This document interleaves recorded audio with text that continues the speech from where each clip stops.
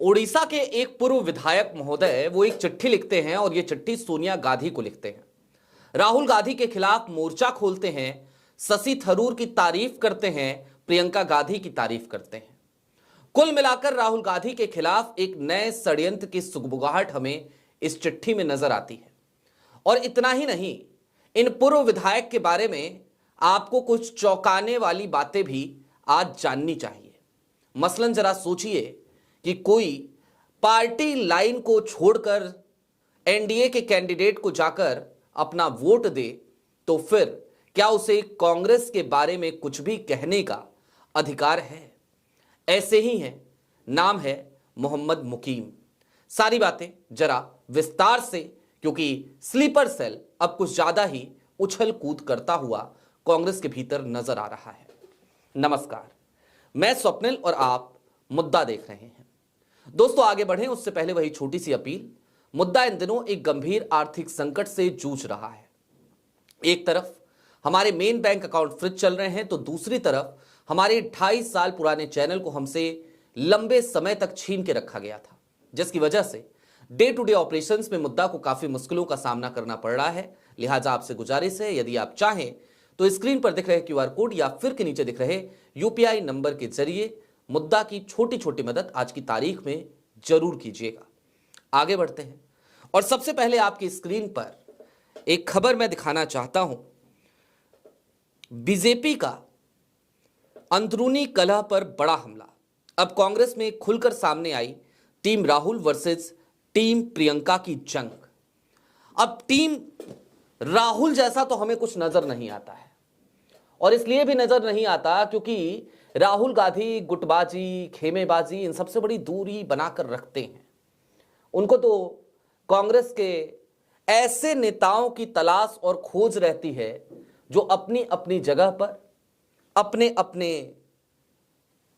क्षेत्र में लगातार कांग्रेस के लिए काम करते नजर आए।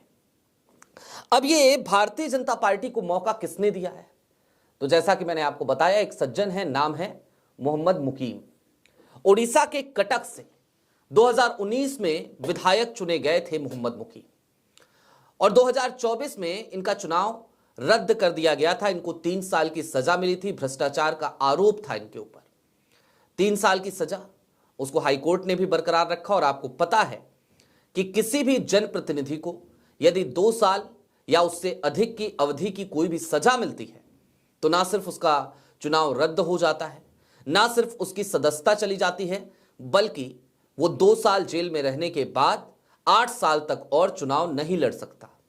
ये एक नियम है इंडियन रिप्रेजेंटेटिव एक्ट का, और ये वही नियम है जिसकी वकालत किसी जमाने में राहुल गांधी ने की थी और कहा था कि भाई ये होना चाहिए, जो अपराधी हैं उनको आज की तारीख में सदन के भीतर बैठने का कोई अधिकार नहीं है। हालांकि उसी एक अकाउंटेबल जिम्मेदारी को निभाते वक्त राहुल गांधी को शायद इस बात का इल्म भी नहीं रहा होगा कि इस देश में जब सरकार बदलेगी तो एक ऐसी सरकार भी आएगी कि इसी नियम के तहत उनकी सांसदी पर आफत आ जाएगी, उनकी सांसदी छिन जाएगी, उनका घर उनसे छीन लिया जाएगा। ये सब भी हमने देखा था। लेकिन बात अभी मोहम्मद मुकीम की। मोहम्मद मुकीम ने बकायदा जो पत्र लिखा, उस पत्र में तमाम चीजें कही, लेकिन इनके बारे में एक बात आपको और जाननी चाहिए। एक और खबर आपकी स्क्रीन पर। ओडिशा कांग्रेस विधायक मोहम्मद मुकीम ने भाजपा की द्रौपदी मुर्मू को वोट दिया। पीसीसी अनुशासनात्मक कार्रवाई करने पर विचार कर रही है। उस वक्त मोहम्मद मुकीम को 2 सप्ताह के भीतर जवाब देने के लिए कहा गया था और एक नोटिस भी जारी किया गया था। मोहम्मद मुकीम का तर्क यह था कि चूंकि द्रौपदी मुर्मू ओडिशा से आती हैं, लिहाजा ये क्षेत्रीय अस्मिता की बात है और इस वजह से मैं द्रौपदी मुर्मू को उनके पक्ष में मतदान कर रहा हूं, मैं उन्हें देश का राष्ट्रपति देखना चाहता हूं। क्रॉस वोटिंग करी थी पार्टी लाइन से बाहर जाकर मोहम्मद मुकीम ने। अब ये मोहम्मद मुकीम अपने चिट्ठी में क्या लिख रहे हैं, जरा वो भी जान लीजिए। मोहम्मद मुकीम ने कहा कि राहुल गांधी का नेतृत्व ठीक नहीं है। मोहम्मद मुकीम ने यह भी कहा कि मल्लिकार्जुन खड़गे की जगह पे अब प्रियंका गांधी को पार्टी का राष्ट्रीय अध्यक्ष बनाया जाना चाहिए। और जैसे ही ये बात मैंने पढ़ी, मुझे उत्तर प्रदेश की कुछ स्थितियां नजर आने लगी। प्रियंका गांधी की टीम तो है, इसमें कोई दो राय नहीं। टीम राहुल गांधी की नहीं है, लेकिन प्रियंका के पास एक टीम है। उस टीम में कोई सिंह साहब हैं, तो दूसरी तरफ एक गुर्जर साहब हैं। और ये दोनों लोग, इनकी प्रसिद्धि इतनी ज्यादा है कि जब प्रियंका महासचिव थी और प्रभारी थी उत्तर प्रदेश की, आपको याद होगा, वो दिन और आज का दिन, अब तक इनकी टीम की तूती उत्तर प्रदेश में बोलती है। कल्पना कीजिए ना कि उत्तर प्रदेश में जिला अध्यक्षों की सूची आई, तो उस सूची में ऐसा लगा जैसे सारे नाम, 90% से ऊपर नाम वो संदीप सिंह ने लिख दिए हों और वो सूची जारी कर दी गई हो। प्रदेश अध्यक्ष अजय राय जो सड़क पे लड़ते नजर आते हैं, वो अपने ही क्षेत्र में किसी तरीके से अपने करीबी जिलाध्यक्षों को मनोनीत करा पाए थे। उसके अलावा पूरी सूची, 90% से ऊपर की सूची में नाम संदीप सिंह और धीरज गुर्जर, इन दो लोगों की पसंदीदा नामों की सूची थी। अब वही हाल क्या मोहम्मद मुकीम जैसे लोग चाहते हैं कि पूरे देश में हो? प्रियंका गांधी को कमान सौंपने की बात क्यों की जा रही है? राहुल गांधी से आखिरकार लोगों को डर क्यों लगने लगा है? इस चिट्ठी में एक और बड़ा चौंकाने वाली डिमांड वो मोहम्मद मुकीम ने की। प्रियंका गांधी की वकालत तो की ही की, चलिए कोई बात नहीं, अच्छी बात है, लेकिन इन्होंने शशि थरूर की भी वकालत की। हालांकि इन्होंने डीके शिव कुमार और सचिन पायलट का भी नाम लिया। ये दो ऐसे नेता जरूर हैं जिनके ऊपर कांग्रेस को पूरा भरोसा है, राहुल गांधी को पूरा भरोसा है, और ये भी हम कह सकते हैं कि आने वाले दिनों में सचिन पायलट को बड़ी जिम्मेदारी जरूर मिलेगी। सचिन पायलट राजस्थान पे हालांकि फोकस करना चाहते हैं, वो राष्ट्रीय राजनीति पर अब उतना फोकस नहीं करना चाहते, ये एक सच्चाई है सचिन पायलट की भी। लेकिन इसके अलावा शशि थरूर हालिया दिनों में किस तरीके के कृत्य कर रहे हैं? शशि थरूर हालिया दिनों में किस तरीके से कांग्रेस के लिए शर्मिंदगी का सबब बन रहे हैं? यह बात कोई ढकी छिपी तो नहीं है। 3 बार इतनी जरूरी बैठकें हुई।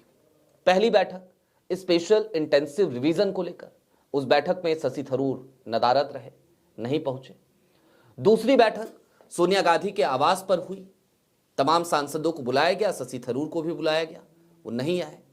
पहली बार एसआईआर के मसले पे उन्होंने तर्क दिया, कहा कि मेरी तबीयत खराब थी इसलिए मैं नहीं जा पाया, जबकि उससे एक दिन पहले देर शाम को वो नरेंद्र मोदी का व्याख्यान सुन रहे थे, रामनाथ गोयन का, अगले दिन नहीं जाते। दूसरी बार सोनिया गांधी के घर पे बैठक हुई लोकसभा सांसदों की, जैसा मैंने बताया, उसमें नहीं गए। पत्रकारों ने पूछा आप क्यों नहीं गए, तो उन्होंने कहा कि नहीं मैं तो फ्लाइट में था, मैं रास्ते में था, केरल से आ रहा था, इसलिए मैं नहीं जा पाया, इसलिए मैं अनुपस्थित रहा। तीसरी बैठक अभी हुई, राहुल गांधी ने तमाम सांसदों को बुलाया, कुछ सांसदों की उसमें तारीफ भी करी, लेकिन उस बैठक में भी शशि थरूर नदारद रहे, शशि थरूर नहीं पहुंचे। जो शशि थरूर बार बार पार्टी लाइन से इतर जाकर तमाम चीजें कर रहे हैं। पुतिन के डिनर का कार्यक्रम हुआ, जानबूझ के कांग्रेस को चिढ़ाने के लिए शशि थरूर को न्योता मिला। शशि थरूर इस बात को जानते थे कि देश के नेता प्रतिपक्ष को भी और राज्यसभा में नेता विपक्ष को भी, दोनों को ही नहीं बुलाया गया है। उसके बाद भी थरूर पुतिन के डिनर में पहुंच गए, और पहुंचे तो खूब खबरें छपी। उन शशि थरूर की तारीफ यदि मोहम्मद मुकीम कर रहे हैं और राहुल गांधी के नेतृत्व पे सवाल उठा रहे हैं, तो सोचने की जरूरत है ऐसा हो क्यों रहा है। ऐसा नहीं है कि हम राहुल गांधी की नेतृत्व को लेकर बहुत ज्यादा सेटिस्फाई रहते हैं या हमको लगता है, और हमें लेना देना भी क्या है, बस इतना ही तो है कि कांग्रेस इस देश की एक ऐसी पार्टी है जो मुख्य विपक्षी दल है। भारतीय जनता पार्टी को अगर कोई चैलेंज कर सकता है तो वो कांग्रेस है, और इसलिए हमें लगता है कि विपक्ष का मजबूत होना जरूरी है, और विपक्ष तभी मजबूत होगा जब कांग्रेस मजबूत होगी। यही तो एक बड़ी वजह है कि हमें कई बार कांग्रेस के भीतर इस तरीके की गतिविधियां जब दिखाई देती हैं तो हम उन गतिविधियों को उजागर करते हैं, उन गतिविधियों पर खुलकर बात करते हैं। लेकिन इसका मतलब यह तो नहीं है कि राहुल गांधी यदि समय पे एक्शन नहीं ले रहे हैं तो इसका मतलब यह तो नहीं कि ऐसे लोगों को ला करके आप बैठा दीजिए जो पूरी पार्टी को अलग तरीके से हाईजैक कर ले। स्लीपर सेल्स के तमाम बॉसेस आकर के बैठ जाए दिल्ली में और वो डिसाइड करें कि पार्टी ऐसे चलेगी या पार्टी कैसे चलेगी या पार्टी वैसे चलेगी।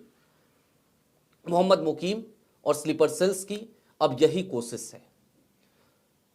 आपको याद होगा एक बार एक समूह बना था G23 समूह। ये G23 समूह किन लोगों का था? आज की तारीख में हालांकि उनमें से बहुत सारे लोग पार्टी में नहीं हैं, कुछ हैं भी, जैसे थरूर साहब हैं, गुलाम नबी आजाद साहब चले गए, अब ये जो कपिल सिब्बल साहब चले गए। ये जो G23 समूह था ये क्या कर रहा था? ये कांग्रेस नेतृत्व के खिलाफ ही तो एक तरीके से लड़ाई लड़ रहा था। मोहम्मद मुकीम का ये जो लेटर है, ये लेटर क्या है?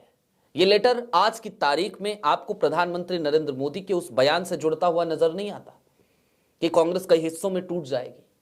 कांग्रेस को तोड़ने का सपना जो नरेंद्र मोदी ने सजो रखा है, आज की तारीख में क्या उसी तरफ मोहम्मद मुकीम जैसे लोग या कांग्रेस के भीतर बैठे हुए तमाम गद्दार वो कदम बढ़ाते हुए नहीं नजर आते? जाहिर सी बात है, ये सब कुछ स्क्रिप्टेड है। ये इतना स्क्रिप्टेड है कि इसे कोई आम सी समझ वाला व्यक्ति, जिसकी राजनीतिक समझ बहुत छोटी हो, जिसकी समझदारी बहुत छोटी हो, वो भी समझ सकता है कि राहुल के नेतृत्व पे सवाल उठाकर पार्टी के भीतर किस तरीके से बगावत कराने की तैयारी आज की तारीख में की जा रही है और ये स्क्रिप्ट कहां से लिखी जा रही है। ये स्क्रिप्ट कांग्रेस के उन नेताओं की अंतरात्मा की आवाज नहीं है, बल्कि ये स्क्रिप्ट एक आदेश है, एक फरमान है और उसी फरमान की तरफ अब हमें ये तमाम स्लीपर सेल और गद्दार बढ़ते हुए नजर आ रहे हैं। हालांकि चलते चलते इस बात को समझने की जरूरत है कि राहुल गांधी यदि अब भी नहीं चेते तो कहीं ऐसा ना हो कि बहुत ज्यादा देर हो जाए। राहुल को चाहिए कि ऐसे तमाम लोग जो पार्टी में इस तरीके की पार्टी विरोधी गतिविधि करते रहते हैं उनको पार्टी से बाहर निकाल फेंके, क्योंकि ऐसे लोगों को साथ रखने में ज्यादा नुकसान राहुल का होगा, ज्यादा नुकसान कांग्रेस का होगा। मोहम्मद मुकीम वैसे भी मैंने आपको बताया भ्रष्टाचार के गंभीर आरोप लगे, सेशन कोर्ट से सजा मिली 3 साल की, उसके बाद हाई कोर्ट गए, हाई कोर्ट ने भी सजा को बरकरार रखा और इनकी विधायकी चली गई, ये चुनाव भी नहीं लड़ पाए। उसके बावजूद आप सोचिए उन्हीं मोहम्मद मुकीम की बेटी को कांग्रेस ने टिकट दिया, उड़ीसा के कटक से ये विधायक थे। बहरहाल आपकी क्या राय है वो हमें कमेंट बॉक्स में जरूर बताइएगा। अभी के लिए दीजिए इजाजत, चलते चलते फिर वही अपील, चैनल पे नए हो तो सब्सक्राइब करते हुए जाइएगा, सक्षम हो तो मुद्दा की छोटी छोटी मदद जरूर कीजिएगा। बहुत शुक्रिया।